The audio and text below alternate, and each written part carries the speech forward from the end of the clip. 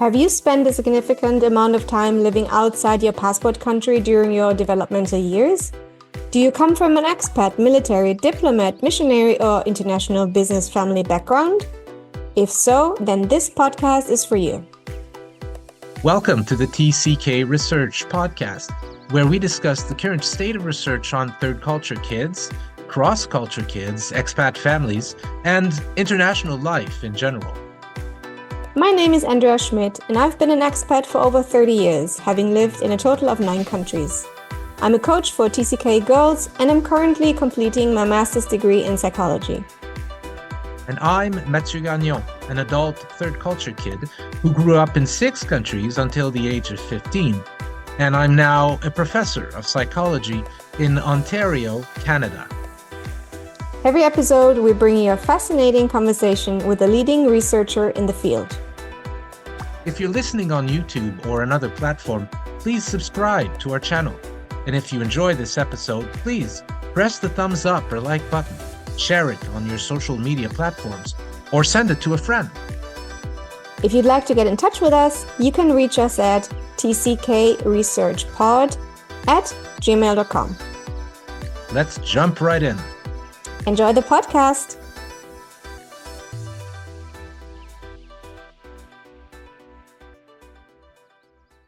Today's guest is Dr. Beth Melles. Dr. Melles is an adult third culture kid who grew up in England and France and also lived in Australia and the United States. Now in Northeast Oklahoma, she works as a licensed psychologist and professor of psychology and counseling. And today, we are talking about her 2017 paper entitled Promoting Religious Acceptance: The Relationship Between Intercultural Competence and Religious Attitudes Among Third Culture Kids, published in the journal Mental Health, Religion, and Culture. Welcome, everybody. This is episode 18 of the TCK Research Podcast, and we're here today with Dr. Elizabeth Melles. Welcome, Beth. Hi, thank you for having me. Thanks for coming and joining us here. We're all excited to have you here. And the first thing we're going to do is we're going to share where we're calling in from, because normally it's the case that we're calling in from 3 different countries. I'm calling in from Cancun. Yeah, Cancun, normal, usual place, Mexico. Beth? I'm calling in from Oklahoma in the United States. Yeah. Oklahoma. Yeah. Not as exciting as tornado. Cancun. Yeah. Tornado Yeah. country. Yeah. Yeah. Yep. Interesting. And I'm Roger. calling in from Kingston, Ontario, Canada, in my living room, as it were. Yes, we can see your nice armchair. Very nice. My philosophizing armchair. Yeah, There you go. exactly. Before we dive into your paper, Beth, we'd like to talk. We ask all our guests the personal question, because this is, of course, a little bit of a niche, right? Expert TCKs. What is your story? What is your connection to the TCK life? If you would like to share that with us and the audience, that would be great. Of course. So I started out a little bit. I was born in England and my mother is British. My father actually moved to England from New Zealand when he was 18 years old. So he wouldn't technically count as a TCK. He had, kind of. And he met my mother in England, and they got married and settled down in England. So when I was born in England and spent the first 11 years of my life close to London. But I was a dual citizen, British and New Zealander. So already felt a little bit like an outsider or different than, my peers. I had family across the world that I didn't meet until I was 8 years old, and, because tickets are expensive. And but when I was 11, my father, who was working for Motorola at the time as a engineer, he was asked, he actually was given the choice between moving to India. We were given the choice between moving to India, to Texas, or to France, to the south of France.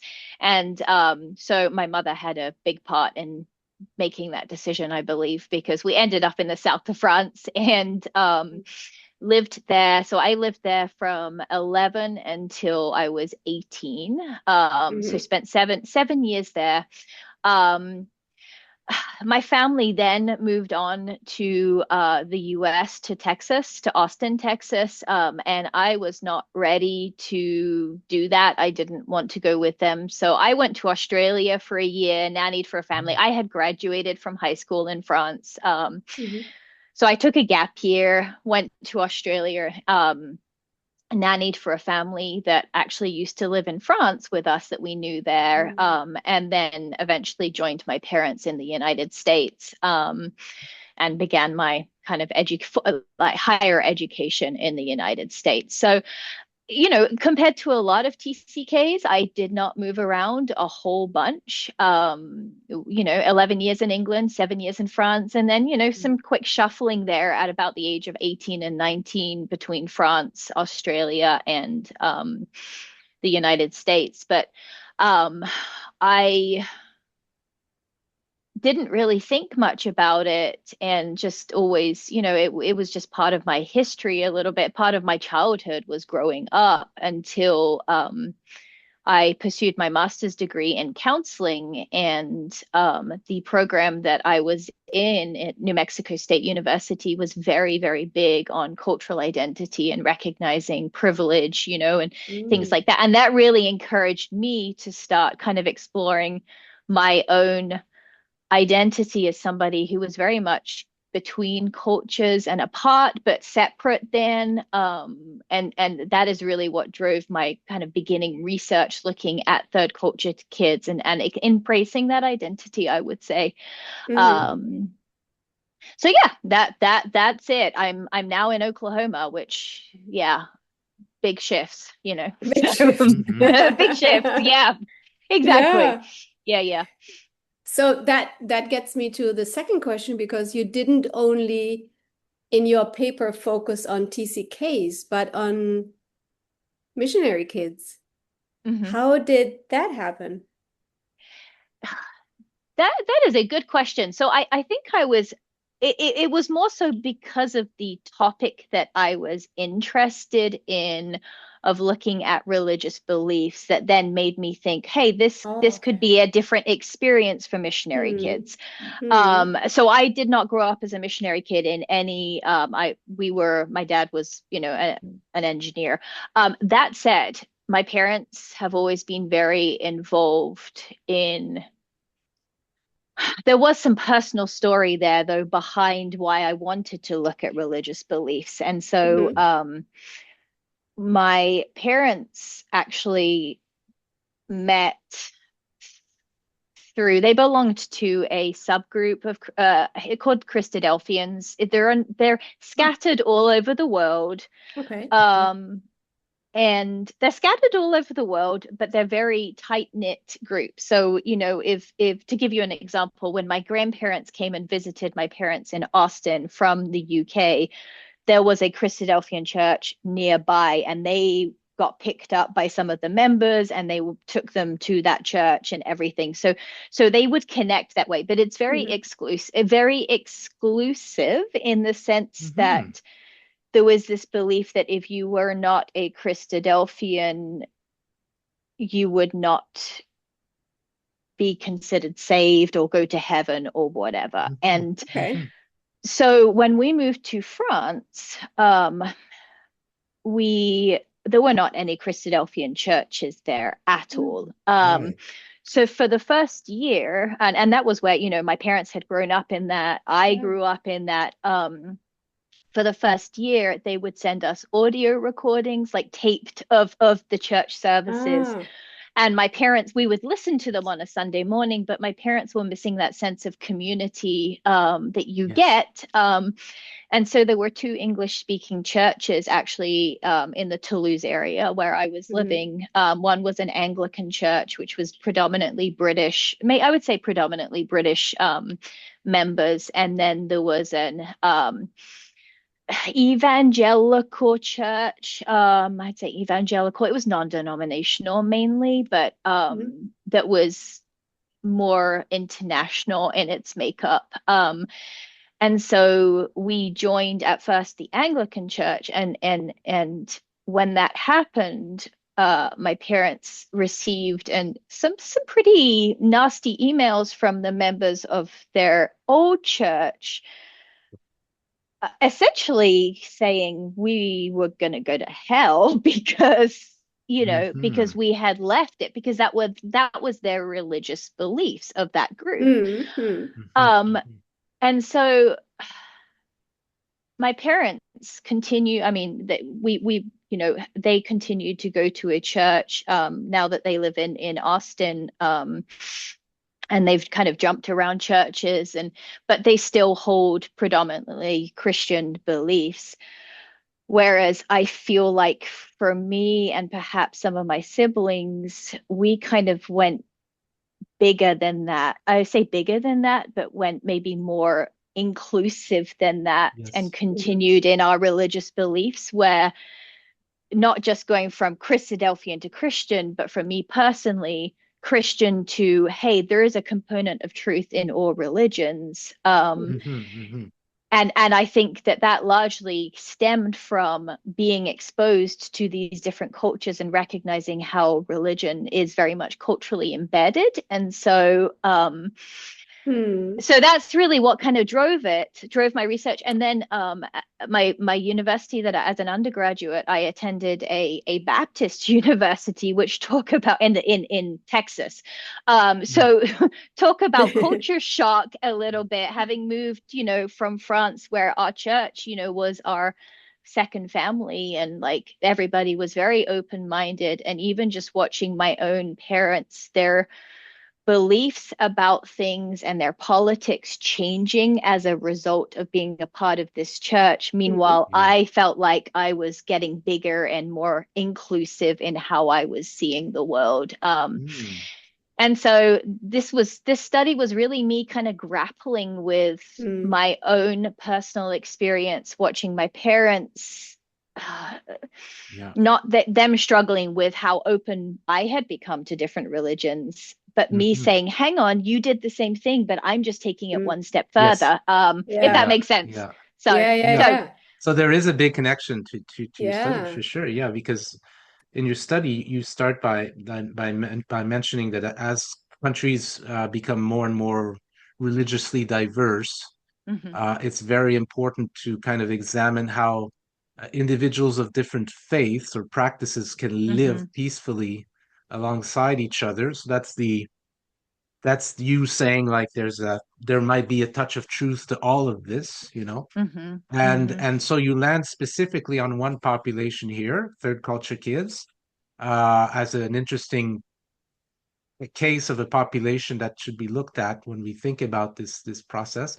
And you mentioned specifically the fact that there's that intercultural competence about third culture kids that makes it that they are interesting people to look at in the context of this kind of increasing religious diversity. Can you elaborate on this a bit, these intercultural competence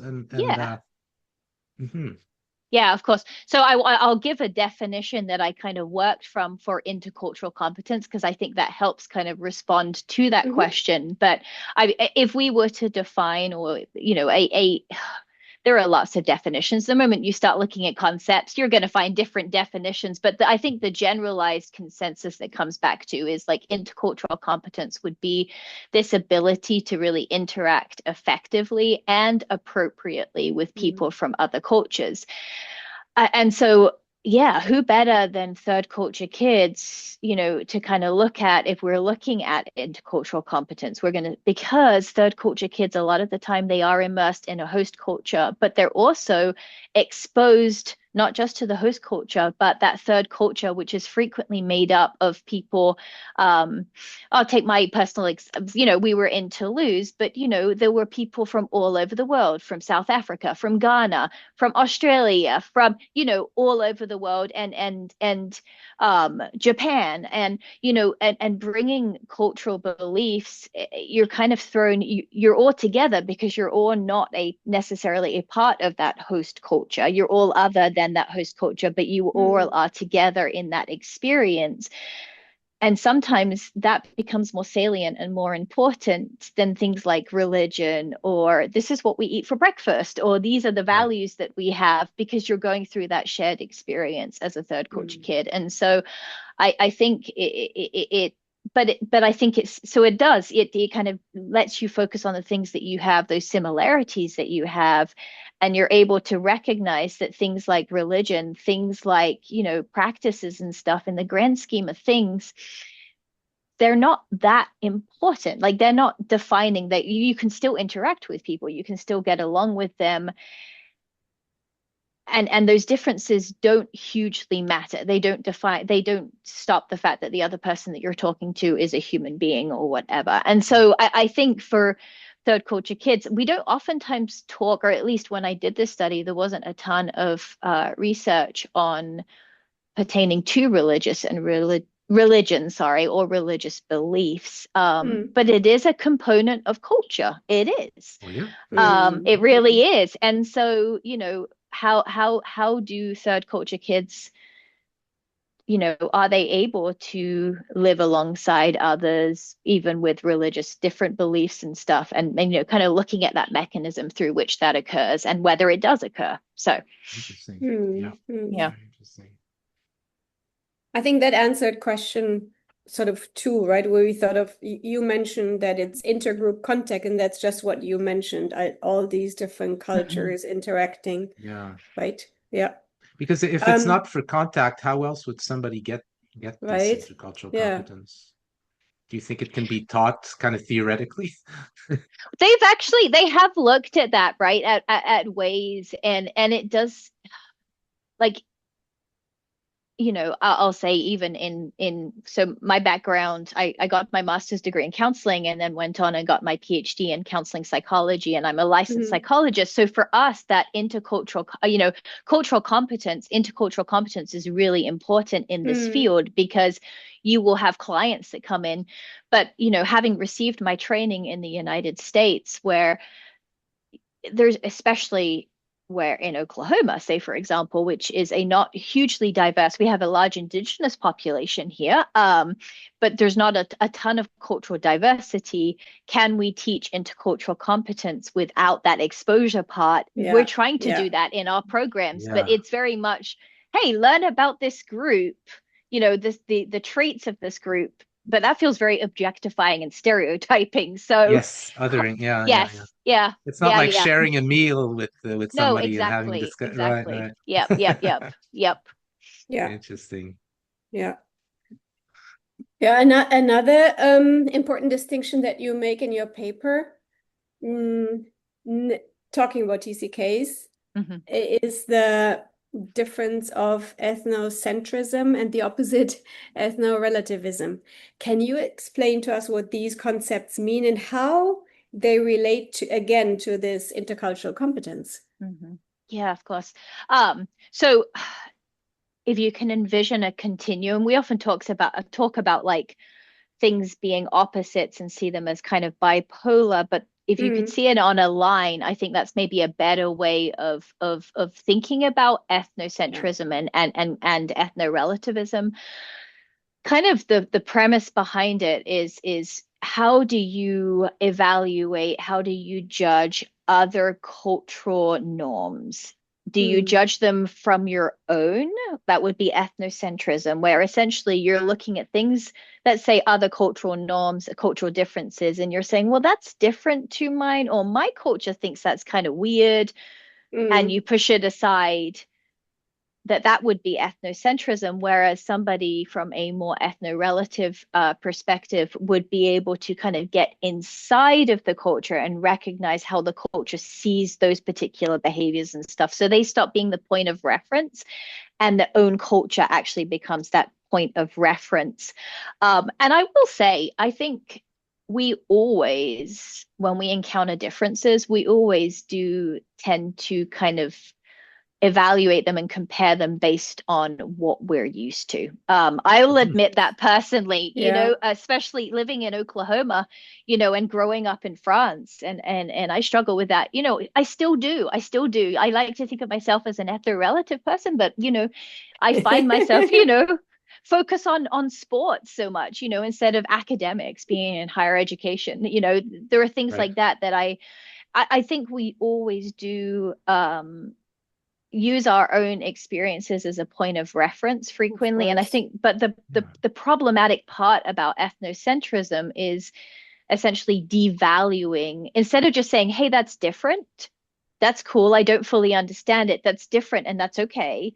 We then attribute value or remove value from something because it's different or because it doesn't line up with our beliefs. And that's where it really becomes problematic. And obviously, you can see then that there's going to be a huge continuum in terms of like where you would fall on that line. And so Yeah. And then how they relate to intercultural competence, if we go back to that definition of intercultural competence, being able to interact effectively and appropriately, keyword appropriately, with people from other cultures. When you go into a culture and you're judging or you're putting down things that they believe in or things that they hold to be true, that's not going to go down very well. You're not going to be, interacting appropriately. In no culture at all. Exactly. And so I think, it's kind of a key, part there. And I think oftentimes a lot of intercultural relativism is learned simply through the experience of becoming a TCK. And I would argue probably that the more, I need to look into this more so research wise, but like the more different cultures that you're exposed to and stuff, I think that grows with time, because it's a repeated experience, and our brains, we do well with repeated experiences. We begin to develop neural pathways for said experiences. Exactly. So yeah. Yeah, it's really interesting. I'm thinking also about, so you mentioned TCKs, but then I'm also thinking about how much can be done simply with the fact that many countries are just becoming more diverse, with immigration and so on. Can that be enough of an experience for people to shift them a bit more towards ethno-relativism? Or does it have to be that you actually live among different people, Go out into the world kind of question. Yeah. Yeah. So let's get into actually, because part of what you did in your introduction is you went ahead and you kind of looked at previous studies on third culture kids' attitudes towards religions, theirs and one's different from theirs. And specifically, you also made a point of distinguishing third culture kids from, well, in general, from a specific type of third culture kids, which is missionary kids. So what do these studies overall show?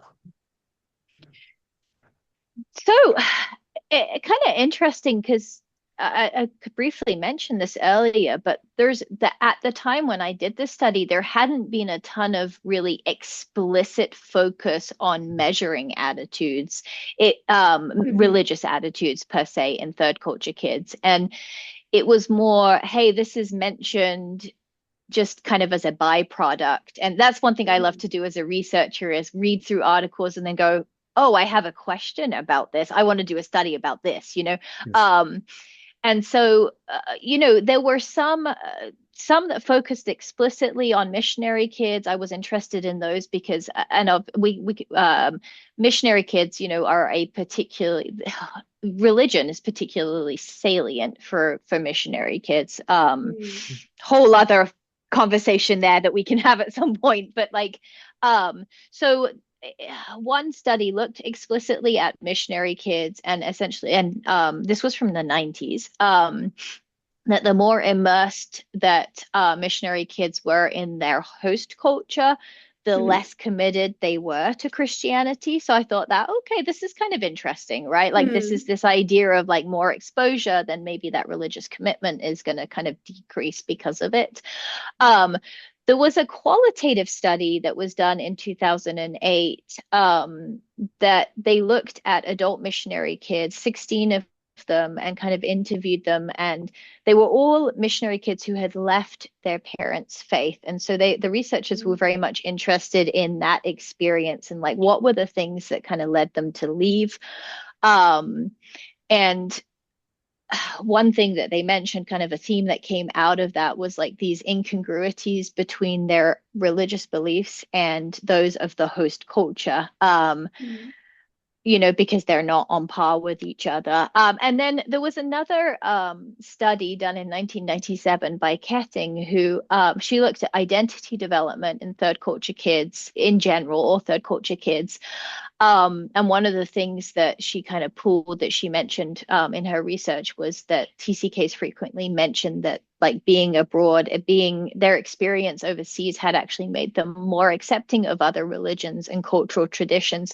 So I was like pulling pieces the way you do when you're kind of going into a study that there's not a ton of research on it, and like pulling these pieces. And so there were like hints of, hey, there may be something here. I want to pull all of this together and look explicitly at third culture kids and whether this intercultural competence can actually kind of predict their religious, or how they view other religions and religious beliefs in general. So Yeah, it sounds like a complex field that remains to be partly elucidated.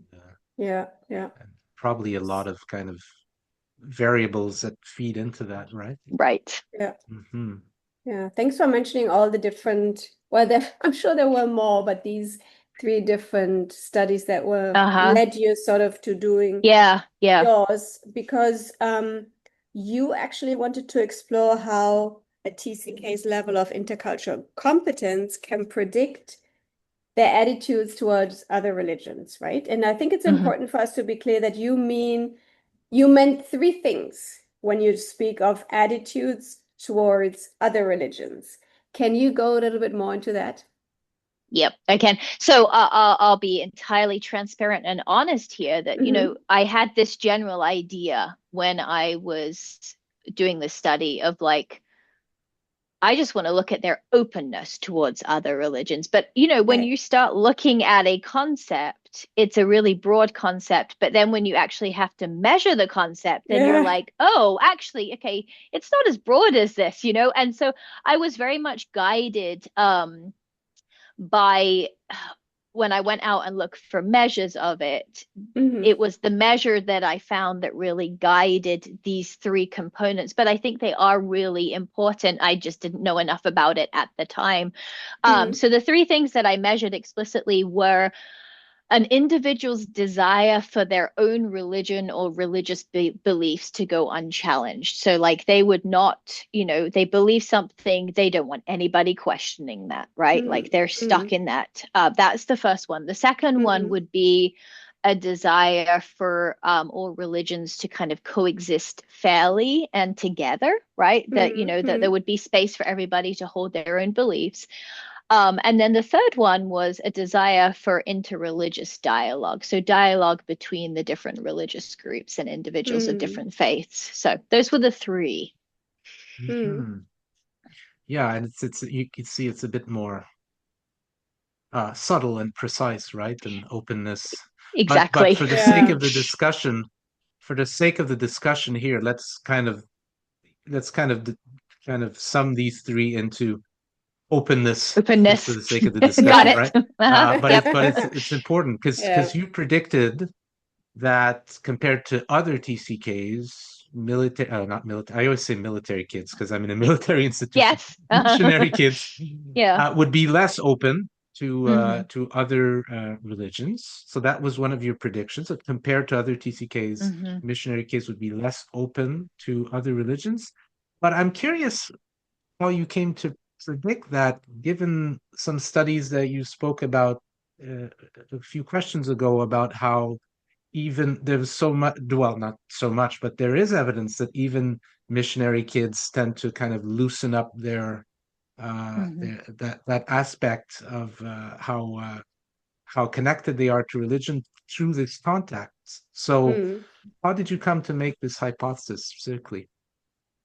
Well, so you mentioned the other studies, and I mean, if we look at those other studies, they're looking explicitly, some of them, at missionary kids, and I don't think there was a study that had compared the 2. So yes, they're looking and they're saying missionary kids are more likely to, well, not even saying necessarily that they're more likely to leave, but hey, here's the experience of some who have left, and this is why they said they've left. Or missionary kids are going to become, they report becoming a little more open. but there wasn't a study out there that compared do missionary kids compared to non-missionary kid TCK groups. Does that make sense? And so Yeah. so it's not that I don't think that it happens for missionary kids. I just think my hypothesis was that it would happen less for missionary kids than it would for other types of TCKs. And my reason behind it is, for missionary kids, like the faith and religion is really the driving force for that individual to be in the other culture. And so I think in some sense, like there's a lot of training that goes on. We had a lot of, actually, while I was not a missionary kid myself, because of our involvement in the church and our international church that we belonged to, we were very close to the missionaries that came over to lead our church at various times. And so I know they got a lot of training, they got a lot of there were a lot of conversations that happened before that trip in preparation. And so I think in some ways, they go into this host culture knowing that they are going to hold religious beliefs that are different perhaps to the host culture a lot of the time. They go in knowing that a lot of their contact with host nationals and the expat community, if there is one there, is done for the purpose of, say purpose, it's a little strong, but like ultimately the end goal, right, for missionary families is to convert. And so it's a very different experience for them, where faith is and religious beliefs are at the forefront of conversations. They're at the forefront of their interactions with others. Whereas I think for non-missionary kids, faith, it's out there. It's just one of the other differences that they have. It's not. And so I think it's less salient perhaps to non-missionary kids. And so that made, if that makes sense. Yeah, it makes sense in my head. Because I'm thinking like, let's say a diplomatic kid will say, my family represents the country that we're representing, but a missionary kid might say, well, my family represents my God and my cosmos worldview. I mean, it's a big component of that. I mean, I was just thinking like their mission is their mission, right? That's exactly. That's it. That's in the name. That's like you said, it's in the forefront. It's very salient. It's the main focus. So let's go into your study and please tell us about your interesting participants. Okay. So in order to participate, they had to be over 18 and they had to have lived abroad for more than 12 months between the ages of 1 and 18. In hindsight, if I were to go back, and I have done other studies where I have set that kind of lower bar a little bit higher, because theoretically, you could have had a participant that was moved overseas by their parent from the ages of 1 to 2 for 12 months, and like, is there an experience really? So I did recruit all of my participants online using social media, which I think for when you're doing studies on third culture kids, that's almost a necessity. Because I don't see how you do otherwise. I don't know how you do it otherwise. Unless you have an enormous travel budget.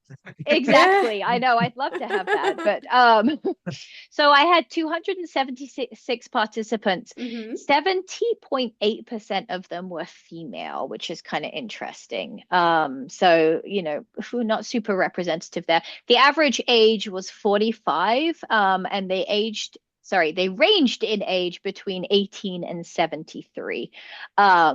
So I think age-wise that's not too bad. Now, I did ask them. I gathered a lot of demographic information, but perhaps salient for this, 15.7% of them had been missionary kids, right? Were adult missionary kids. 46% were military. 23% from a kind of corporate background. 10.3% came from a diplomatic, like their parents were doing diplomatic work, and then 4.2 for educational reasons, and then I had less than 1%, 0.8% that were seeking kind of political asylum or refuge in another. So definitely predominantly military adult military kids that responded. There were 19 religious affiliations represented in my participants, but which sounds wonderful until you find out that 67.5% of them were Christian, though. So that's not as, there's a good range there. Just, it's also focused on 19.9% of them had no religious affiliation. That was the second highest. So interesting. So yeah. It's an interesting sample, yeah. So, okay, so what you measured with these folks were intercultural competence was one of the things that you measured. So how did you do that? Does one just ask, "Hey, how interculturally competent are you?" I'm assuming the answer is no, but so how do you measure that? You know the answer is no. Rephrase your question. It's called teasing the audience. I wonder if the audience is teased. You joke about that, but I think when it comes to actually any self-report measure, that is essentially what we're doing. Kind of. We really are, It's like those IQ tests, like how intelligent are you? So it is a self-report. I did use a self-report measure because, again, think about all of those TCK participants, I'd have to do an in-person interview if I wanted it to be something other than self-report in some ways. So I used the intercultural competency components measure, which Fantini developed that in 2000. It's a 54 item scale. So it's pretty long. 6-point Likert scale. So they essentially rate themselves. Not at all would be a 0 all the way up to 6. And I can just mention 54 items means 54 questions. Right. For the listeners. Yeah. Thank you. 54 questions. Yes. And there's 4 subscales. So essentially you put those 54, I'm horrible at doing math on the spot, but divide those before you by, and you have certain of the questions were pertaining to knowledge. So intercultural knowledge. And so an example of one of those questions might have been, and they rate themselves not at all to extremely high or well on. I could contrast my own behaviors with those of my hosts in important areas such as social interactions, basic routines, time orientation. So that's going to be very much on the knowledge side of things. This is, going back to a conversation we had earlier, that's a lot of the things that are going to be taught in some senses in those classes when we're trying to teach intercultural, it's here's information about this group.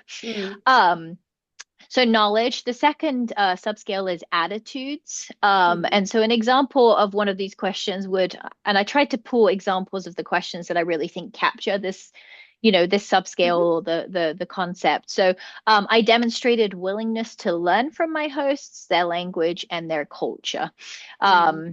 And you could probably tell from the wording in these questions, like they really were not designed for a third culture kid. So we're really just making references to the host culture. Right. There's no third culture there at all. You know what? We're living in a world where that is what we have to do right now. So exactly. The third one is skills. So an example item for that or question for that would be, I adjusted my behavior, dress, etc. as appropriate to avoid offending my hosts. And then the fourth component, subscale, was awareness. I realized the importance of my choices and their consequences, that made me more or less acceptable to my hosts. So kind of that level of awareness and how your behaviors impact those around you. So that was the measure that I used for 4 different components of intercultural competence. Interesting. Thank you for that. And you know what just came to mind when you said intercultural competence? Nowadays, people often use intercultural intelligence. And all what you mentioned about awareness, attitudes and skills, it makes up intelligence, right? Yeah. Well, going back to your paper, the next thing you mentioned was attitudes towards religion, and you use the religious schema scale. So what does the scale actually measure? And if you can give us again some of your great examples of the questions that Yeah. you used. Yeah. Of course. So this actually builds back upon our earlier conversation where I said, when I started looking into it in a little more detail, there are these three components. But this one, thankfully, is a little bit shorter. My participants would have been happy when they got through those 54 items, because this one is only 15 questions long. Yay. Yes, exactly. Again, it is self-report, a self-report scale. What's interesting is, and I didn't dive into a ton of like religious development theory, but there is one out there, Fowler. He developed a theory that very similar to Erickson's developments, different, those different stage type developments where you progress through. It built from that, but instead of looking at this schema scale, instead of looking at development as stages, it was essentially saying, hey, here are three aspects of of religious beliefs and views towards religion. So here are three independent concepts, and people could be high or low in these different areas. And so it's looking at these three different areas. So the first subscale is truth of texts and teachings. And that was what I mentioned earlier about this desire for a person, like their own religious beliefs, to go unchallenged. So an example for that one would have been, and it could be an item like, what the texts and stories of my religion tell me are absolutely true and must not be changed. So very, this is the way rigid. This is the truth. The second subscale, the second dimension is called fairness, tolerance, and rational choice. And that is this desire for all religions to kind of coexist fairly. An example for this would be, it's important to understand others through a sympathetic understanding of their culture and religion. Which, kind of relates back to that conversation we were having earlier about ethno-relativism, And then the third scale or dimension is xenosophia and religious dialogue. And they represent this as an individual's desire for interreligious dialogue. What I discovered after I did my study, though, is there's a whole other conversation there to be had about it. But a sample question for that would be things like, we can learn from each other what ultimate truth each religion contains. So those were the three items. Yeah. And can you just quickly explain for our listeners what xenosophia is? So it is the conversations, essentially, or knowledge about these different beliefs, and so that the interreligious dialogue essentially is what it was tapping into in that case. Okay. Yeah.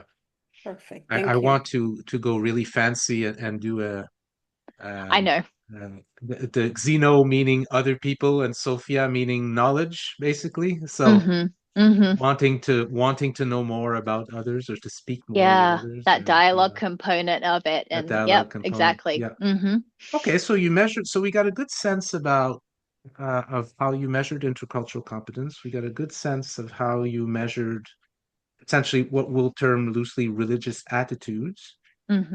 One thing I was wondering is, we haven't spoken about how religious, if at all, your sample was. I'm assuming the missionary kids were still quite religious. Well, the adult missionary kids were quite religious, but some might not have been. Did you measure how religious your sample was, or did you have a sense of how religious they were? That is a really good question, Matthew. I wish in hindsight that I'd had you in my ear when I was designing we always the study. Have those. Yeah. I'm like, well, oops. To be fair, I was a young doctoral student when I did this study. So I was still learning. Yeah. I didn't. I did ask them their religious affiliation. Of course, we throw around terms like how religious, but then if you get into actual measurements of that, it's like, how do you even define how religious somebody is? Fair enough. I mean, that's a whole dissertation. Exactly. Fair enough. Exactly. I mean, you could make the argument that if you have a denomination, you're at least minimally religious in some sense, I guess. Yeah. I mean, theoretically, having lived in Yeah. France where everybody is Catholic, but a lot of people don't attend Yeah. any kind of, I would say, well, I don't know, actually, you know. Yes, yes, yes, yes, yes. So yeah, I didn't, and that is something that I think even asking them how important their religion is to them would have been a good way at kind of tapping into it. I did not ask that. I didn't. So Yeah, yeah, yeah. I suppose in hindsight, if one had if we had access to the data, we could go back and see how strongly they answered those religious schema questions.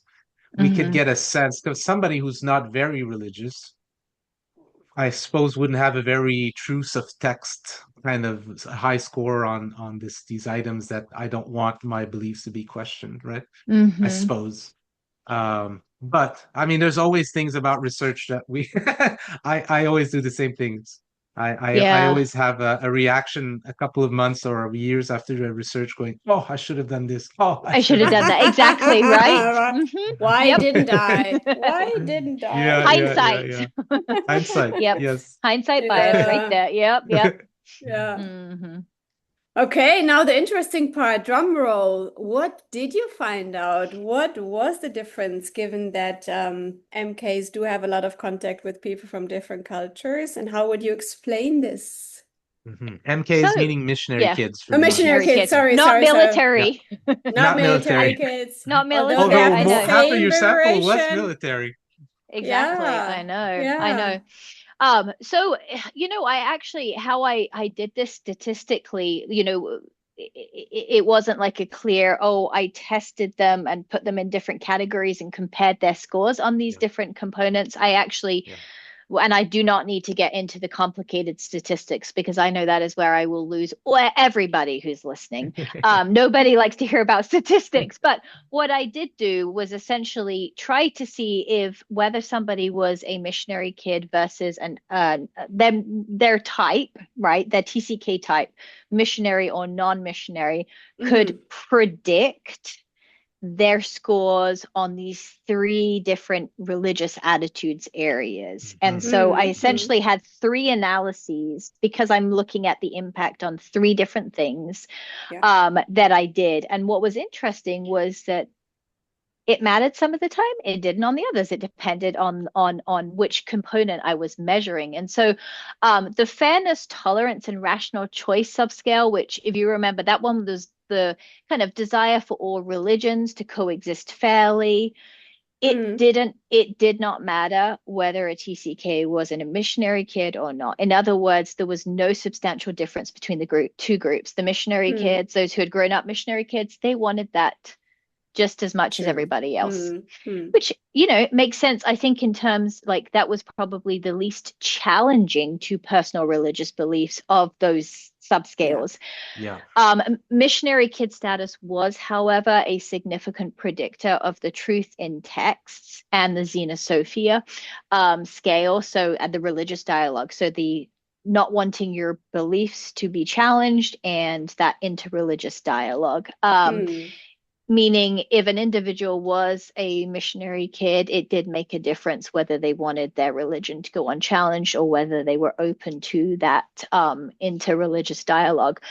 What was interesting was that there was kind of a flip flop in if missionary kid status, whether an individual was a missionary kid or not, was a significant predictor. If that predicted the score, then intercultural competence didn't matter anymore in predicting the score. But if it didn't matter, then intercultural competence did kind of come out and was Mm. a predictor. So it depended. There were some differences there, but they were not consistent across the board, and it didn't always matter. It just depended on the scale, or what component of religious attitudes we were looking at. So, mm. Yeah. Interesting. Interesting. And there's it's interesting because I think you mentioned also that so intercultural competence by itself, it had an impact on the measures of fairness, but not on belief commitments. Um, and you come away with this idea that some aspects of what you measured in terms of religious attitude are closer to people or matter more to people than other aspects. Can you develop a bit on that? Yeah, of course, of course. So it's kind of going back to what we were talking about earlier a little bit, but in terms of like for missionary kids, you know, they have grown up with this belief, with their religious beliefs and personal religious beliefs being really foundational and almost bracketing any communication and contact that they have with different people.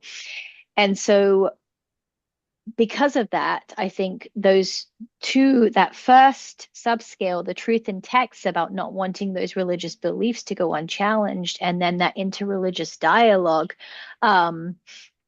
they mattered more. Like there's a difference between, hey, I want us all to get along, and hey, I'm open to changing my beliefs and looking for truths amongst both of them. Because if you're a missionary kid, that goes completely contrary to oftentimes what you're trying.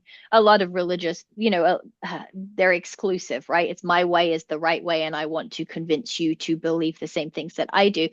And so that actually, that Xenosophia scale, the interreligious dialogue, what's kind of interesting with I kind of went down a rabbit hole when I was trying to make sense of my findings a little bit, because I was like, well, why does missionary kid status matter? You know, why? And when I was looking at the questions, I personally would think about interreligious dialogue as being like, hey, we can have a conversation with people who have come from different backgrounds, religious backgrounds, and we can have some conversations about what we share in common while still being committed to our own beliefs. But the way it was measuring it in that scale was very much that there needed to be a degree of openness to their own religious beliefs being swayed by the conversation, if that makes sense. And so I think that is why that we saw that where there would I think it did tap into those personal beliefs a little bit more, and openness to being swayed in the conversation and the dialogue.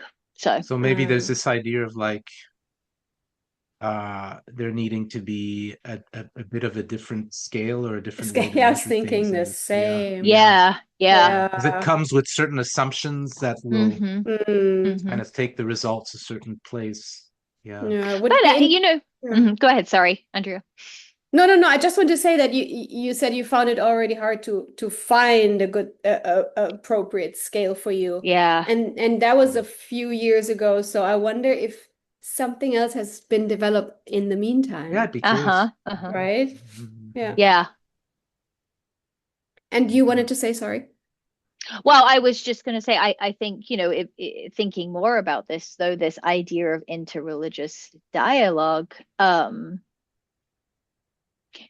think about kind of funny story here. I'm going to go on a funny story, if that's okay. Please do. Yes. But when we were living in France, there were a couple of Jehovah's Witnesses in France that they were going door to door, and they stumbled upon my parents, and my parents are like, oh yeah, let's talk religion, let's talk about this, right? And they invited them in, and I swear they had a relationship with these two guys. I mean, they probably came around for a year, and my sister and my siblings and I would just hide in our bedrooms because we're like, we're this. No way. I'm not getting involved. But it's really funny because I think that like this was theoretically, this was interreligious dialogue, theoretically, right? Theoretically. But actually, were either of them remotely open to having their beliefs swayed, or were they both trying to convince the other person? So is that really interreligious dialogue? Are they really? Doesn't a dialogue actually require a degree of openness from the other person? So I'm not sure that I do need another scale. I think, necessarily. Funny story. we moved houses after that. We moved to a village that was probably a 20-minute drive away. My parents realized they were not going to convert the Jehovah Witnesses. And so Oh. they did not share our new address with them. And my Understood. sister and I were outside in the swimming pool one afternoon. And who did we see walking up the side of our house? The They two. had found us. And so No we hid. way. We hid. We were like, no, we're not continuing this. And But your parents hid as well, or only you kids? my parents thankfully were grocery shopping and gone. So we made that executive decision. I've come for dialogue. No. Yes, no, we're done. There's no We've had dialogue. our dialogue. Exactly. That's so good. Yeah. Oh my gosh. Wow. Interesting. So were there any unexpected findings or experiences during the process, during your study that you experienced? I was a little surprised that intercultural competence didn't play a bigger role in predicting those. As a researcher, Yeah. that's really what I was hoping, that but again, I think part of that is, those religious beliefs a little bit, people's own religious beliefs that, it maybe did have an impact. I struggle as a researcher, as a TCK researcher at how do you capture the TCK experience in a measure?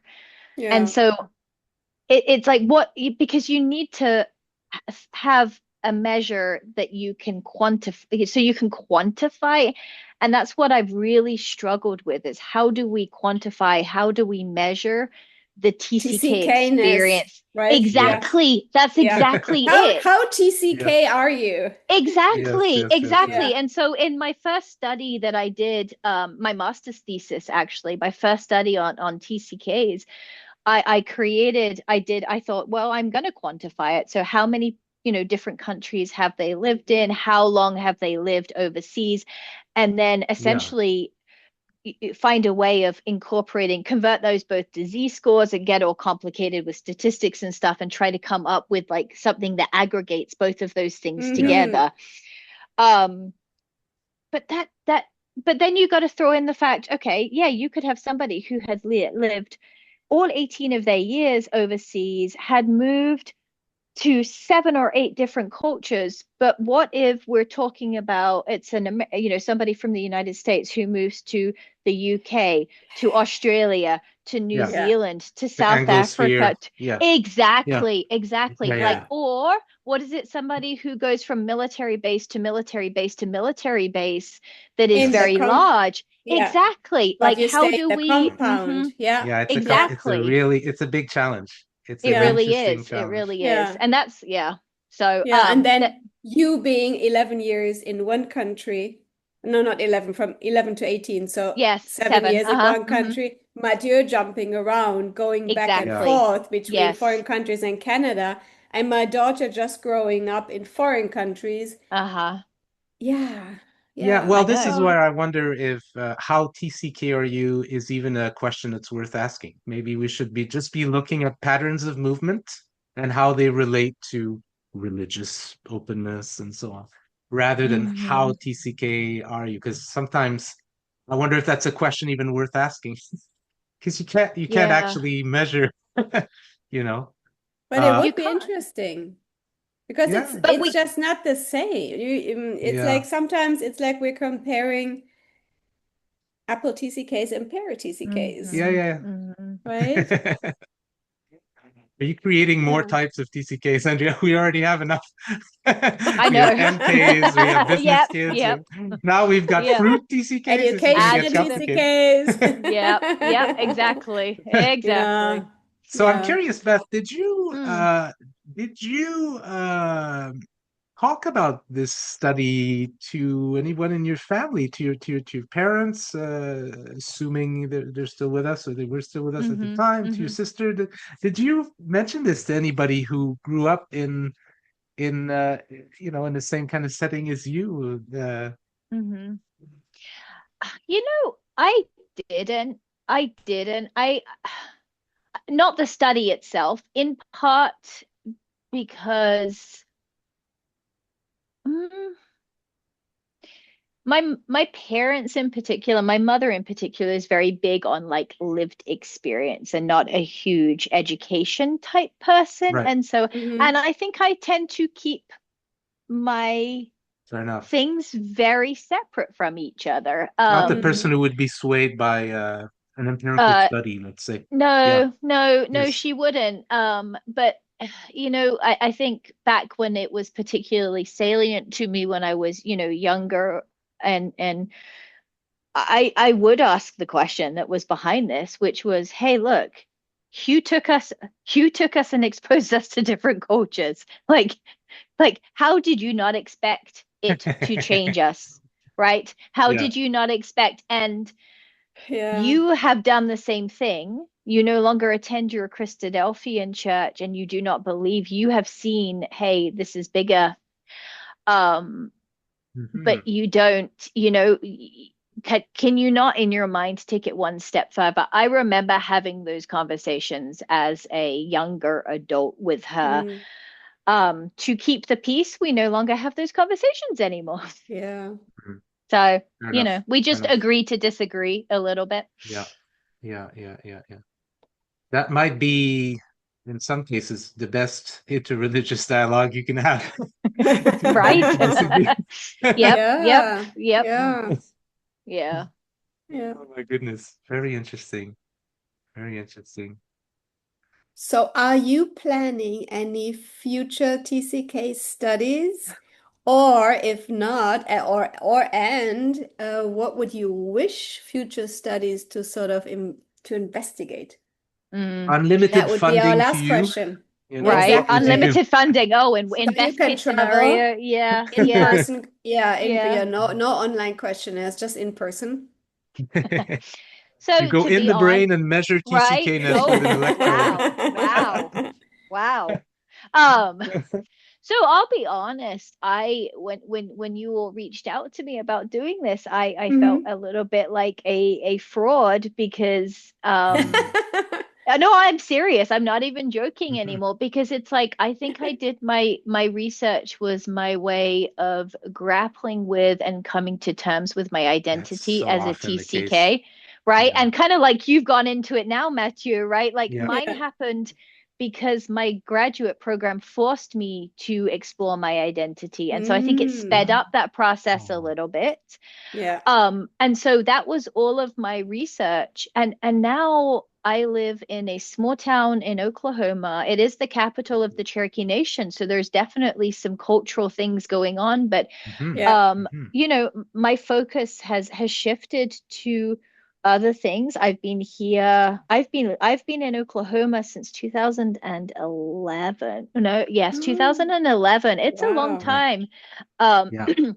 and so it's tough because it's like I want that experience for my children. I have a 6-year-old and a 7-year-old. I want them to have the experience of I don't want them to just grow up in Northeast Oklahoma. That is like my biggest Gotcha. nightmare when I think about it theoretically. Okay. Mm. At the same time, we have a very comfortable and good life here, and I'm very and so my research has shifted to other areas. Yeah. That is maybe more I would say universal, but more helpful to the people around me, if that makes Mm. sense. Hmm. And so, Absolutely.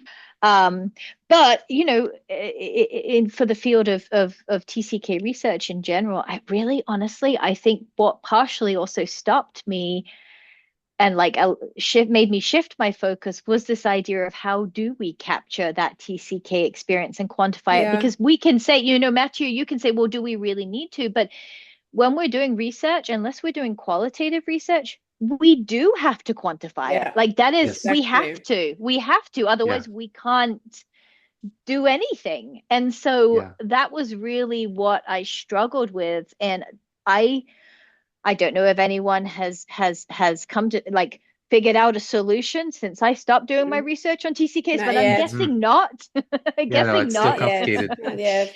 And But Uh, yeah, go ahead. Sorry, Andrea. no. I'm always. I said Matthew and I should be the ones who should be the famous inventors of the TCK. Well, There you go. I think scale. it's not going to be one perfect measure. I think the solution, Yeah. as it often is in science, is different strategies to try to measure this, and then you look at what comes out of the whole field in general, and it's not one study or one method that comes with the truth. Well, Right.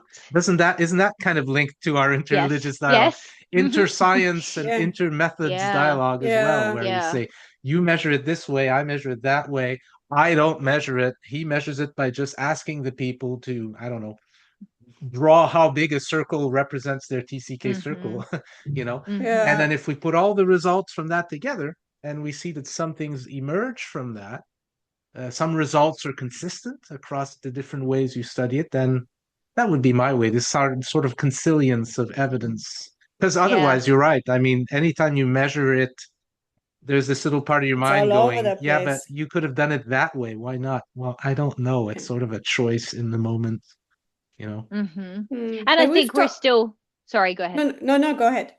I think we're still trying to capture, I mean, even which parts are important to which characteristics do we see in TCK. So, I mean, you go Yes. back to that initial, that Pollock and Van Rieken book that we all love, that we all refer to on the Third Culture Kid experience. And I'm like, you look at all of the characteristics that are pulled out of there, that they noticed in Third Culture Kids and when they were writing this book.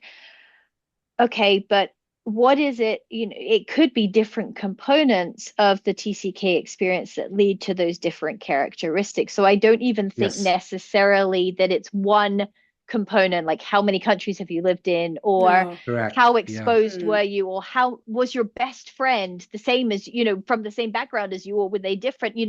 There are, it's such a complex, we just know the easiest way to do it would be to have TCKs, non-TCKs, and like compare the two instead of trying to quantify the TCK experience. But then how do you know how much cross-cultural exposure the non-TCK has had? It's so complex. Exactly. To me, that's what attracts me to it. It's just that You love beautiful it. complexity, The that ambiguity. problem solving.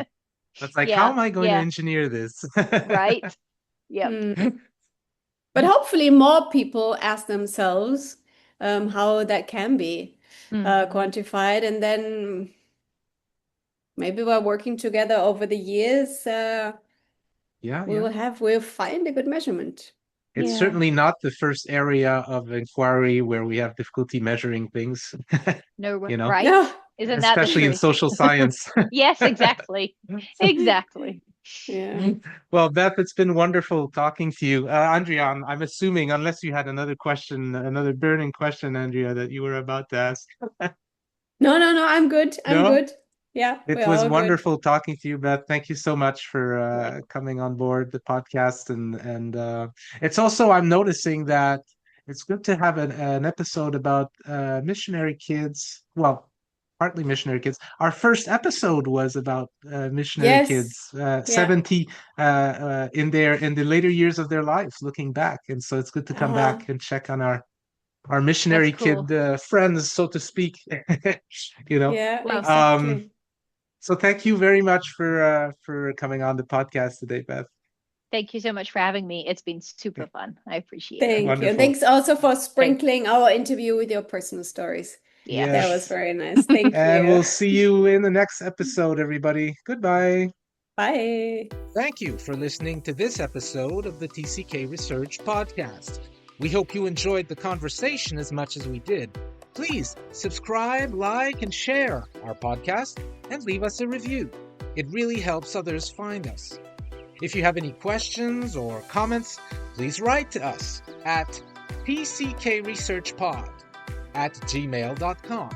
We'd love to hear from you, and we promise we'll answer all emails. We wish you a good day wherever you are, and we hope you'll join us again for the next episode.